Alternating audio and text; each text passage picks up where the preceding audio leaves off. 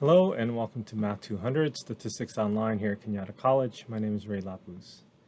In this video, we will do a homework problem from section 8-sample size. This is problem number 7. And here they're asking us to find a sample size to estimate how much parents spend on their kids' birthday parties. Based on a previous study, you believe the population standard deviation is approximately $37.9. You would like a 98% confidence that your estimate is going to be within $10 of the average spending on your birthday. And so how many parents do you have to sample? So we are clearly given our sigma, and then we are given a 98% confidence level, and we are given $10 as your estimate within $10. So we will identify this as our error bound for the mean, and we can just put 10 for that. Our formula for this, if you remember, is going to be n is equal to z sub alpha over 2 squared times sigma squared divided by n, oops, not n, but EBP or EBM quantity squared. So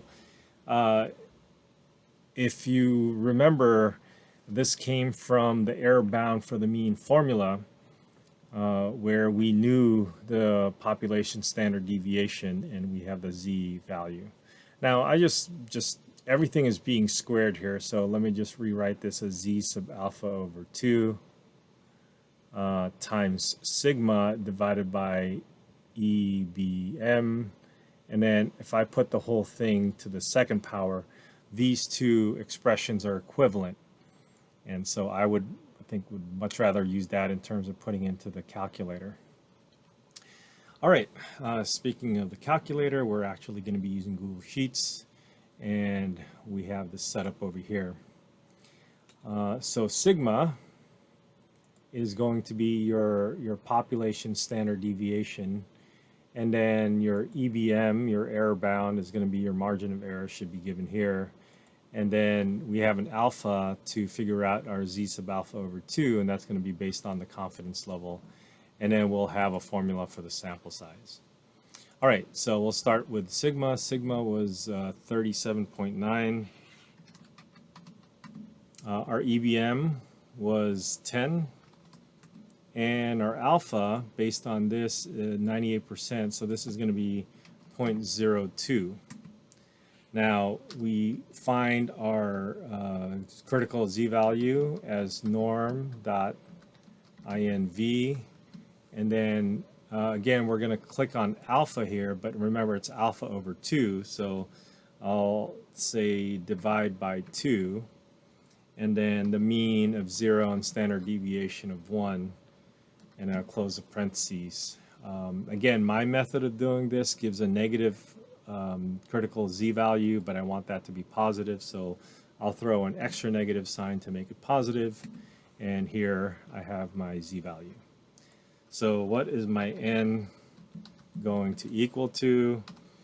N will equal to, according to this formula, I want to square the whole thing, so I'll start off with a big parentheses and then quantity squared. So let's fill in what's inside of the parentheses. Inside of the parentheses is z sub alpha over 2 times sigma divided by the EBM. All right, so you can put that in the order that you need, and then we're going to get this 77.7, which rounds up, always up, regardless of what this next number is. Even if it's less than 5, we're going to round up to 78. And that's it. So if you keep this formula or keep this page the way it's written, then you can just change your sigma, your EBM, and change your alpha, and then everything will automatically update and you'll get your new sample size. So in this case, n is going to be equal to 78.